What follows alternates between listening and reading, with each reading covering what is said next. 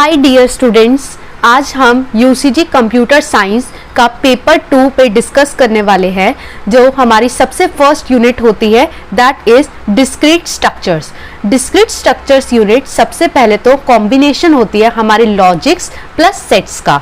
तो यहाँ पर अगर आपको डिस्क्रीट स्ट्रक्चर्स बोरिंग लगता है, इसका टॉपिक आपको कंप्लीटली ऐसा कर देता है कि आपको ये टॉपिक पढ़ने की नीड नहीं है, तो चैलेंज एक्सेप्टेड। आज मजे के साथ कंसेप्ट क्लियर करेंगे एंड आज लॉजिक और सेट्स इतना इजी कर देंगे आप सभी स्टूडेंट्स के लिए कि तुम खुद ट्रू और फॉल्स में फ्लर्ट करने लगोगे। जी हाँ स्टूडेंट्स, तो आज हम क्वेश्चंस को बहुत ही सिंप्लीफाइड तरीके से समझेंगे एंड एक एक करके सारे लॉजिक्स को डिस्कस करेंगे। तो सबसे पहला जो क्वेश्चन है उसको स्टार्ट करने से पहले स्टूडेंट्स आपको इसका आइडिया बिल्कुल होना चाहिए कि किस तरीके से हम जो है किसी भी क्वेश्चन को सॉल्व कर सकते हैं, राइट। बट उसके लिए हमें थोड़ा सा बेसिक तो जानना पड़ेगा सो दैट आपके आगे के जितने भी क्वेश्चंस हैं वो काफी इजीली सॉल्व हो जाए, राइट स्टूडेंट्स। सो स्टार्ट करते हैं, हम अपने एक बेसिक कंसेप्ट को स्टार्ट करते हैं before starting the first question. तो कंसेप्ट क्या कहता है स्टूडेंट्स, हमें सबसे पहले तो लॉजिक क्या होता है, ठीक है स्टूडेंट्स। तो सबसे पहला जो हमारे पास क्वेश्चन बनता है यहाँ पर वो आता है व्हाट इज लॉजिक। तो लॉजिक क्या होता है वो आपको बताना है। तो आपको अगर इसका आइडिया है तो आप कमेंट बॉक्स में इसमें मेंशन कर सकते हैं सो दैट बाकी स्टूडेंट्स भी आपके कमेंट्स के साथ एंड कमेंट्स बॉक्स में इंटरेक्ट करें एंड यहाँ पर आप एक दूसरे के साथ भी नॉलेज शेयरिंग कर सके। सो यहाँ पर लॉजिक का मतलब होता है कि ये चेक करना कि क्या कोई स्टेटमेंट जो है हमारे पास वो ट्रू है या फॉल्स है। तो बेसिकली हम यहाँ पे चेक करते हैं कि कोई चीज जो है वो सही है या फिर गलत है, ठीक है। फॉर एग्जाम्पल अगर मैं तुम्हें एग्जाम्पल दूं कि सन राइजेज इन ईस्ट, तो आप ये बताएंगे कि वो जो स्टेटमेंट है हमारे पास वो ट्रू है, राइट, कि sun rises in the east. And अगर आपको बताना हो कि फॉल्स किस तरह की स्टेटमेंट्स होती है, तो अगर मैं आपके सामने ये मेंशन कर दूं कि 2 क्या 10 से बड़ा होता है, तो you know very well, you know counting very well कि आपको पता है कि 2 जो है वो 10 से कभी भी बड़ा नहीं हो सकता। तो इस तरह की स्टेटमेंट्स आपके पास क्या हो जाती है, फॉल्स हो जाती है, राइट स्टूडेंट्स। सो सिमिलरली यहाँ पर इस तरह की जो हमारे पास स्टेटमेंट्स होते हैं, इसको प्रीपोजिशंस भी कहते हैं, इसको स्टेटमेंट्स भी कहते हैं, राइट। तो प्रोपोजिशंस का जानना बहुत जरूरी है। जैसे फॉर एग्जांपल ये जो भी आपने यहाँ पे मेंशन करी है मैंने स्टेटमेंट्स, इसको हम और किस नाम से जानते हैं, प्रोपोजिशन। ये काफी ज्यादा यूज होने वाली टर्म है स्टूडेंट्स यूसीजी नेट के क्वेश्चंस में।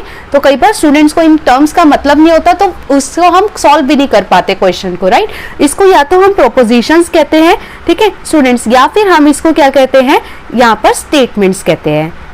ऑलराइट, तो यहाँ पर मैं मेंशन कर देती हूँ सो दैट आपके पास एक क्विक रिवीजन भी हो जाए कि इस तरह की स्टेटमेंट्स को हम प्रोपोजिशन एंड स्टेटमेंट्स कहते हैं, ठीक है। अब यहाँ पर हमारे पास कुछ इंपॉर्टेंट सिंबल्स को समझना काफी ज्यादा जरूरी है।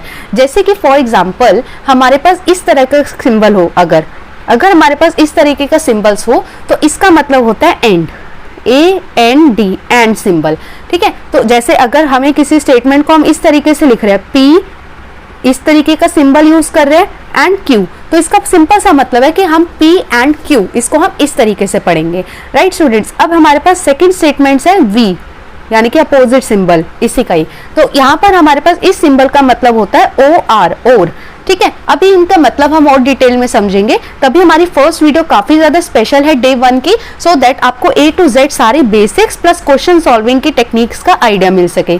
बीच बीच में मैं आपको शॉर्ट ट्रिक्स भी शेयर करूंगी सो दैट आपको एग्जाम के समय ज्यादा मेहनत ना करनी पड़े एंड आप क्विकली अपने रिवीजन को देखते हुए शॉर्ट ट्रिक्स का अप्लाई करते हुए क्वेश्चंस को जल्दी सॉल्व कर सकते हो। तो यहाँ पर हमारे पास P और Q, अगर हम इसकी रिप्रेजेंटेशन करें तो कुछ इस तरीके से करेंगे। थर्ड हमारे पास जो सिंबल होता है, जो सबसे ज्यादा एंड कंफ्यूजिंग सिंबल होता है, वो होता है कुछ इस तरीके का सिंबल, ठीक है। इस सिंबल से क्या होता है, इस सिंबल का मतलब होता है नॉट, ठीक है। तो मोस्टली अगर स्टूडेंट्स यहाँ पे कंप्यूटर साइंस के है जो मेरी वीडियो देख रहे हैं, तो दे नो कि हमारे पास नॉट का एक इस तरीके का सिंबल होता है जो प्रोग्रामिंग लैंग्वेजेस में यूज किया जाता है, that is the exclamatory mark, if you remember, right. तो यहाँ पर भी सिमिलरली हमारे पास नोट को रिप्रेजेंट करने का बस सिंबल चेंज हो जाता है, जिसमें हमें ये ध्यान रखना होता है कि इसका सिंपल सा मतलब होता है नॉट। तो नोट जो होता है हमारे पास वो सिंगल स्टेटमेंट के लिए रिप्रेजेंट होता है, सिंगल ऑपरेंड के लिए रिप्रेजेंट होता है, इसलिए जैसे मैंने यहाँ पे लिखा नॉट P, ठीक है। या फिर आप चाहो तो इसको ऐसे भी लिख सकते हो, नॉट Q, इस तरीके से भी आप इसको रिप्रेजेंट कर सकते हो। एंड द लास्ट वन जो हमारे पास सिंबल जो हमें ध्यान में रखना होता है that is arrow, arrow itself. तो एरो की जगह पर मैं यहाँ पे कोलोन बना देती हूँ। तो एरो का मतलब होता है इम्प्लाइज, इम्प्लाइज, ठीक है, ये भी काफी ज्यादा, क्योंकि हमें मोस्टली एंड एंड और का तो पता लग जाता है, एंड का क्योंकि हमारे पास ए से स्टार्ट हो रहा होता है तो हमें आइडिया हो जाता है कि इसका सिंबल कुछ इस तरीके से है, ठीक है, और बचा हुआ जो हो गया हमारे पास वो और हो गया। तो सिमिलरली यहाँ पर हमारे पास इम्प्लाइज, इम्प्लाइज का मतलब क्या होता है वो भी हम इसके आगे जानेंगे कि इम्प्लाइज को हम किस तरीके से लिखते हैं, बट फिलहाल इम्प्लाइज भी आपका दो ऑपरेंड्स पे लगता है, P इम्प्लाइज टू Q या फिर Q इम्प्लाइज टू P, ठीक है। तो ये आपको एक बेसिक से जिस्ट जो है वो आपको जाननी रहेगी, आपको ये सिंबल्स के बारे में पता होना चाहिए, सो दैट आप कभी भी इस तरीके के क्वेश्चन आए आपको डिस्क्रीट स्ट्रक्चर से रिलेटेड तो आप उसको इजीली फाइंड आउट कर सको, राइट स्टूडेंट्स। अब हम एक एक करके सिंबल्स को अंडरस्टैंड करते हैं, जिसमें हमें सबसे पहले आता है हमारे पास एंड का। तो यहाँ पर हमारे पास स्टूडेंट्स जो एंड का सिंबल होता है दैट इज, अगर मैं यहाँ पे लिखूं एंड का सिंबल, और एंड क्योंकि ए से स्टार्ट होता है तो इसका सिंबल हम यहाँ से रिमेम्बराइज कर सकते हैं। तो इसमें क्या होता है कि अगर हमारी दोनों स्टेटमेंट्स ट्रू होती है तो ही हमारा रिस्पॉन्स जो होता है वो ट्रू रहता है, अदरवाइज वो क्या रहेगा, फॉल्स रहेगा। फॉर एग्जाम्पल अगर हम सबसे पहले वाली नोटेशन देख रहे हैं एंड की, तो सबसे पहले हमारे पास लेट्स से कि P हमारे पास एक ऑपरेंड है एंड Q हमारे पास एक ऑपरेंड है। ये कोई स्टेटमेंट भी हो सकती है, ये प्रोपोजिशन भी हो सकती है, ये कोई ऑपरेशंस परफॉर्मेंस से फॉर्म भी हो सकती है, ठीक है स्टूडेंट्स। तो जैसे फॉर एग्जाम्पल यहाँ पे हमारे पास दो ऑपरेंड्स है, अभी आपको जैसे जैसे क्वेश्चन सॉल्व करोगे you will get an idea. So यहाँ पर हमारे पास सबसे पहले क्या आता है कि अगर हमारे पास कंडीशन जो है वो ट्रू है एंड Q वाली कंडीशन भी हमारी सही है, यानी कि जैसे मैंने आपको स्टेटमेंट में ऊपर बताया था कि जब हमारे पास सन जो है वो राइजेस करता है ईस्ट में, तो यानी कि ये कंडीशन ट्रू है। और अगर मैं सेकंड कंडीशन लूँ कि 10 जो है वो 2 से बड़ा होता है, दैट इज ऑल्सो ट्रू। तो जब दोनों ही कंडीशन हमारी ट्रू हो जाएगी तो उस केस में हमारा जो फाइनल रिजल्ट होगा, इसको मैं यहाँ पर ऐसे रिप्रेजेंट कर देती हूँ कि हमारा जो फाइनल रिजल्ट होगा उसको मैं यहाँ पर रिजल्ट मेंशन कर देती हूँ, एंड जो हमारा जो फाइनल रिजल्ट होगा वो हमारे पास क्या रहेगा, ट्रू रहेगा स्टूडेंट्स, ठीक है। अब सिमिलरली अगर एक भी कंडीशन हमारी फॉल्स हो जाती है, चाहे वो Q की हो या फिर वो P की हो, तब भी हमारे पास आउटपुट जो रहेगा वो फॉल्स रहेगा, ठीक है, क्योंकि एक भी कंडीशन अगर हमारी ट्रू हो गई तो हमारे पास सिर्फ ट्रू रहेगा, अदरवाइज वो फॉल्स रहेगा। और अगर दोनों ही कंडीशन फॉल्स है तब तो भाई दोनों ही हमारे पास फॉल्स रहेंगे, ठीक है स्टूडेंट्स। तो इस तरीके से हमारे पास यहाँ पर एक आउटपुट की तरह हम इसको रिप्रेजेंट करते हैं एंड की कंडीशन को। सिमिलरली जब हम और की बात करते हैं तो और, क्योंकि हम अपना सिंबल जो है इसका वो अपोजिट बना रहे हैं, राइट स्टूडेंट्स। तो यहाँ पर इसको ऐसे सेपरेट कर लेती हूँ मैं, एंड यहाँ पर हमारे पास जो सेकंड हमारे पास ऑपरेटर आता है, इसमें प्रोपोजिशन आता है, जो ऑपरेशन सिंबल यूज होता है दैट इज ऑफ और, राइट। अब और क्या है, जस्ट अपोजिट ऑफ एंड। तो यहाँ पे हमारे पास V जैसा सिंबल बन जाता है इसके अंदर। तो यहाँ पर भी हमारे पास P and Q let's say दो ऑपरेंड्स है हमारे पास, and we are going to show the result of it, ठीक है। तो यहाँ पर हम इसका क्या शो कर देंगे, रिजल्ट शो कर देंगे। नाउ यहाँ पर अगर हमारे पास दोनों कंडीशन ट्रू होती है तो वो आउटपुट ट्रू रहता है, जो दोनों कंडीशन फॉल्स होती है तो हमारे पास आउटपुट फॉल्स हो जाता है, ठीक है। बट इन बीच के कंडीशन में जहां पर एक बार भी हमारे पास ट्रू आ जाता है तो उस केस में आउटपुट क्या रहता है, ट्रू रहता है। तो आप दोनों स्टेटमेंट्स को चेक करके बता सकते हैं कि दोनों ही एक दूसरे का अपोजिट है। जहां पे ट्रू के केस में तो ट्रू ही रहता है दोनों के केसेस में, फॉल्स के केस में भी फॉल्स ही रहता है, बट यहाँ पर इसकी जो मेन कंडीशंस है वो क्या हो जाती है, हमारे पास चेंज हो जाती है। तो यहाँ पर अगर हम चेक करें ये दो कंडीशंस एंड यहाँ पर हमारे पास ये दो कंडीशंस जो है वो चेंज हो जाती है, ठीक है स्टूडेंट्स। तो अगर आपको नोट्स भी बनाना हो तो आप नोट्स भी बना सकते हो इसके बेसिस पे। अब जो हमारे पास थर्ड टाइप का सिंबल आता है that will be of note. तो नोट का मतलब क्या होता है, opposite, totally opposite. So let's say कि हमारे पास थर्ड जो सिंबल है वो इस तरीके का है, दैट रिप्रेजेंट्स नोट, NOT, ठीक है, नोट। तो यहाँ पर हमारे पास अगर P है, P एक हमारे पास ऑपरेंड है, तो उसका हम सीधा रिजल्ट बताएंगे। रिजल्ट का मतलब क्या होगा, नॉट P, ठीक है स्टूडेंट्स। तो यहाँ पर अगर हमारे पास ट्रू कंडीशन है तो उसका अपोजिट हो जाएगा फॉल्स, एंड अगर हमारे पास फॉल्स कंडीशन है तो उसका अपोजिट हो जाएगा ट्रू। तो बेसिकली यहाँ पे अपोजिट की बात चल रही है, ठीक है। अब उसके बाद हमारे पास नेक्स्ट आता है इम्प्लीकेशंस। ये काफी ज्यादा इंपॉर्टेंट है। अब तक की ये जो तीन है वो तो आपके प्रोग्रामिंग लैंग्वेजेस से टोटली मैच कर रहे हैं, बट यहाँ पर हमारे पास जो फोर्थ आता है that is implications,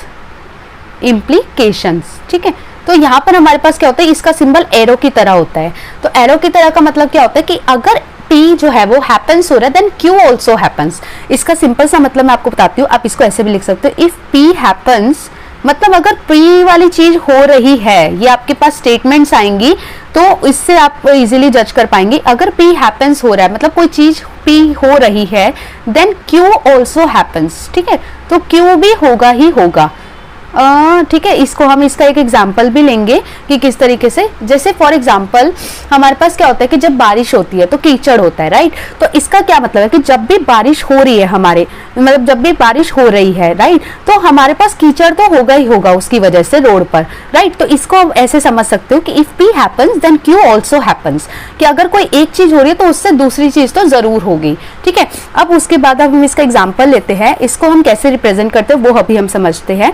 let's say कि हमारे पास क्या है, हमारे पास इसका P ऑपरेंड है, ठीक है, क्योंकि यहाँ पे P की भी बात हुई है और यहाँ पे Q की भी बात हुई है। तो P हमारे पास एक ऑपरेंड है एंड Q हमारे पास एक ऑपरेंड है, एंड दोनों का जो रिजल्ट होगा वो हमारे पास क्या होगा, P इंप्लाइज टू Q, यानी कि जब P होगा तो हमारे पास Q भी होगा ही होगा, ठीक है। तो इसको हम इस तरीके से ट्रूथ टेबल कहते हैं, इसको जो मैं टेबल आपके सामने बना रही हूँ उसके बेस पे इसको हम रिप्रेजेंट करते हैं। तो यहाँ पर क्या होता है स्टूडेंट्स कि जैसे अगर हमारे पास P ट्रू होता है, ठीक है, तो हमारे पास और Q भी ट्रू होता है, यानी कि P इंप्लाइज कर रहा है हैपन हो रहा है, Q भी हैपन होगा, तो हमारे पास टोटल रिजल्ट क्या हो जाएगा, P इंप्लाइज टू Q, यानी कि वो ट्रू रहेगा, ठीक है स्टूडेंट। अगर हमारे पास P ट्रू है लेकिन Q हमारे पास नहीं हो रहा है तो ऑफ कोर्स है ना, यहाँ पर हमारी स्टेटमेंट क्या है, यहाँ पर हमारी स्टेटमेंट है कि P हो रहा है तो Q तो होगा ही होगा। तो इस केस में भी हमारे पास इसका आउटपुट क्या आ जाएगा, एज अ फॉल्स आ जाएगा, क्योंकि Q चीज नहीं हो रही है, ठीक है। अब यहाँ पे अगर P नहीं हो रहा है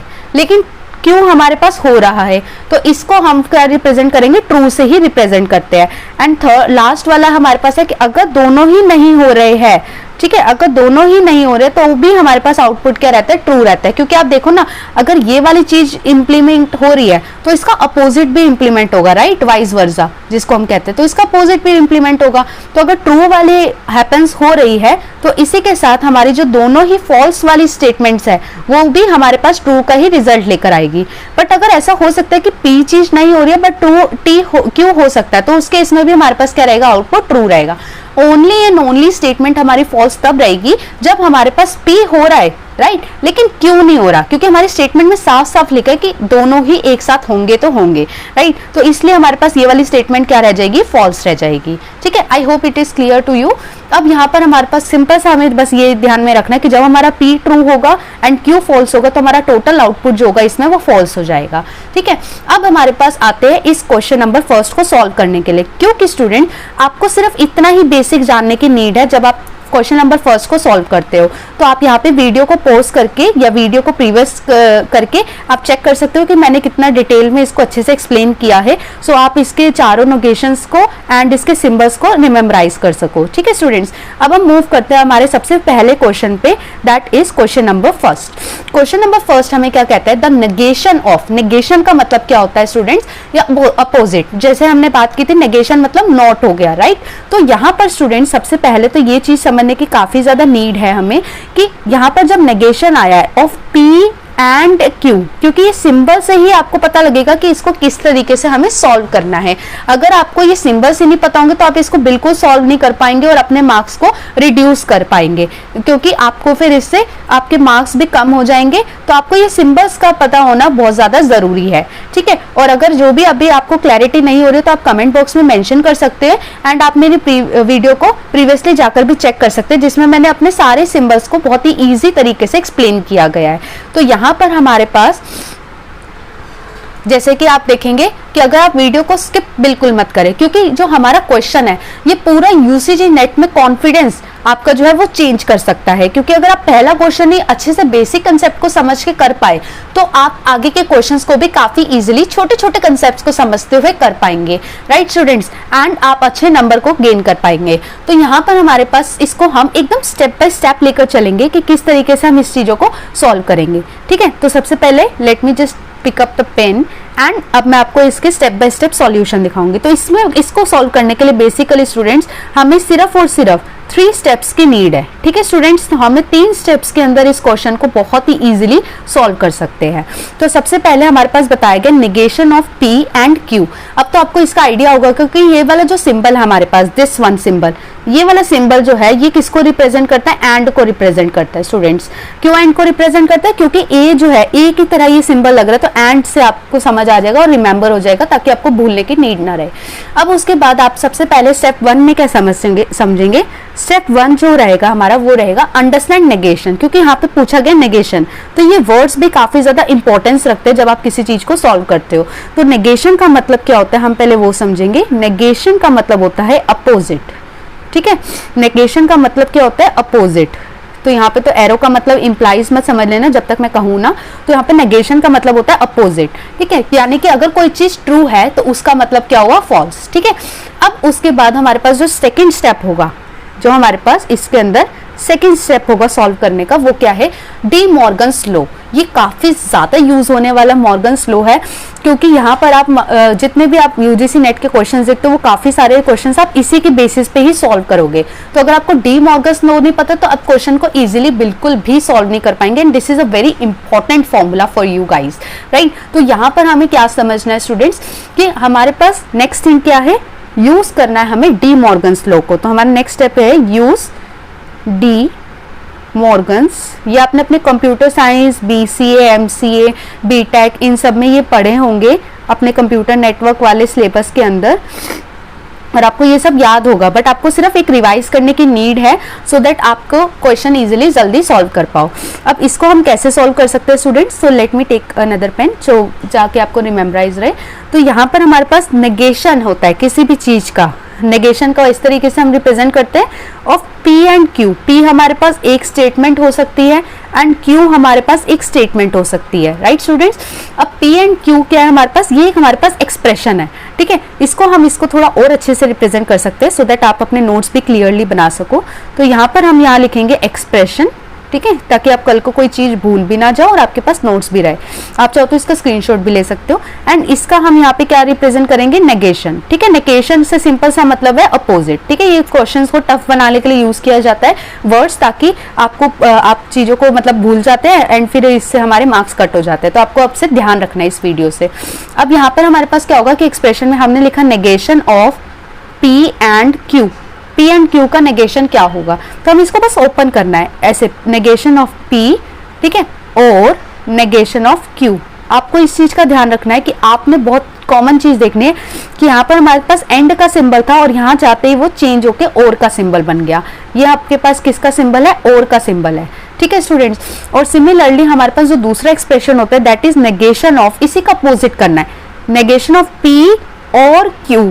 P और Q जो है उसका क्या रहेगा? नेगेशन ऑफ P एंड, क्योंकि यहाँ पे इसका अपोजिट चल रहा है, एंड नेगेशन ऑफ, सॉरी मैंने एंड का सिंबल ए ही बना दिया, तो यहाँ पे एंड नेगेशन ऑफ Q, ठीक है स्टूडेंट्स। तो इस तरीके से आपको इसको एक्सपैंड करना। तो ये हमारे पास हो गया, ये हमारे पास हो गया, ये पूरा एक्सप्रेशन एंड नेगेशन का सिस्टम हो गया, ठीक है स्टूडेंट्स। तो आपको सिंबल्स का ध्यान रखना है कि आपने अगर एक तरफ एंड लिया है तो दूसरी तरफ वो ओपन होके और हो जाएगा। तो ये नेगेशन इसके साथ मल्टीप्लाई हुआ और यही सेम नेगेशन वाला सिंबल इसके साथ मल्टीप्लाई हुआ, सिंपल मैथ्स।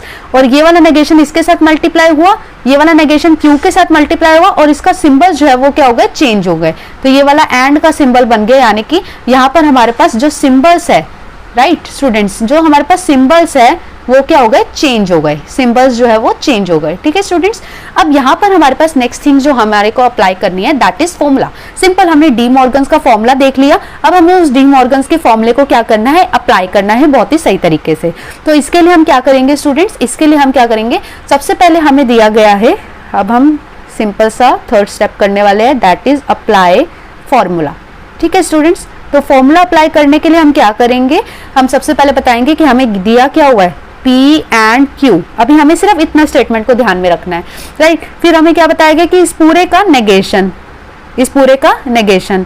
तो यहाँ पे हम इसका नेगेशन का सिंबल डाल देंगे यहाँ पर, ठीक है। ये नेगेशन का सिंबल कुछ इस तरीके से प्रेजेंट होता है लाइक दिस, ठीक है। अब उसके बाद यहाँ पर हम लॉ का यूज करेंगे। तो आपको पता है कि ये वाला जो सिंबल है वो आपका किससे मैच कर रहा है? ये वाला जो आप फॉर्मूला अगर आपको ध्यान में रहेगा तो आपको एक झटपट याद आ जाएगा कि ये वाला फॉर्मूला हमारा इससे मैच कर रहा है। तो बस सिंपली हमने इसको सॉल्व करना है। तो हमें इसको जब सॉल्व कर लेंगे तो इसका करेक्ट आउटपुट क्या आएगा? Negation of P। अब क्योंकि एंड का सिंबल है तो एंड का अपोजिट क्या हो जाएगा? और नेगेशन ऑफ Q, सिंपल। तो इससे बेस पर हमारा जो करेक्ट आउटपुट है आप मैच कर सकते हो कि कौन सा हमारा करेक्ट आउटपुट है। तो ऑप्शन नंबर बी जो है स्टूडेंट्स, हमारा ऑप्शन नंबर बी, देखो आप उसकी तरह ही लग रहा है। तब अब हमारे पास ऑप्शन नंबर ए और बी एकदम सेम दे रखा है, लेकिन बस सिंबल का फर्क है। तो मोस्टली स्टूडेंट्स गलती कर देते हैं। अगर आपका क्वेश्चन एंड से है तो ऑफ कोर्स आपका क्वेश्चन अपोजिट होगा, जिसमें हमारी स्टेटमेंट क्या आएगी, और वाली आएगी। तो आई होप इससे आपको क्लियर हो गया होगा। सिर्फ और सिर्फ 3 स्टेप्स से आपको इस क्वेश्चन को सॉल्व करना था।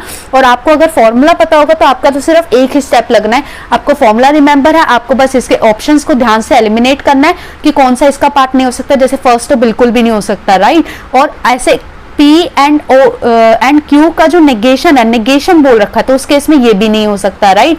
एंड हमारे पास इंप्लाइज का तो कुछ रोल ही नहीं होता। जब भी नेगेशन है एंड का यूज किया जाता है तो इंप्लाइज का तो कोई रोल ही नहीं होता इसके अंदर। तो इस बेसिस पे आप बिल्कुल 3 स्टेप्स से अपने ये क्वेश्चंस को सॉल्व कर सकते हैं। इस 3 स्टेप्स का आप स्क्रीनशॉट ले सकते हैं, नहीं तो वीडियो पॉज करके आप इसको नोट डाउन कर सकते हैं। एंड इसी के साथ अगर आपको ये क्वेश्चन एकदम इजी तरीके से क्लियर हो गया है तो वीडियो को लाइक जरूर करें, सब्सक्राइब करें मेरे चैनल को, एंड कमेंट करना ना भूलें, सो दैट अगर आपको कोई भी इशू है, अगर आपको कोई चीज समझ नहीं आती तो आप कमेंट करके मेंशन कर सकते हैं। I will reply for sure, right. Okay, so thank you everyone.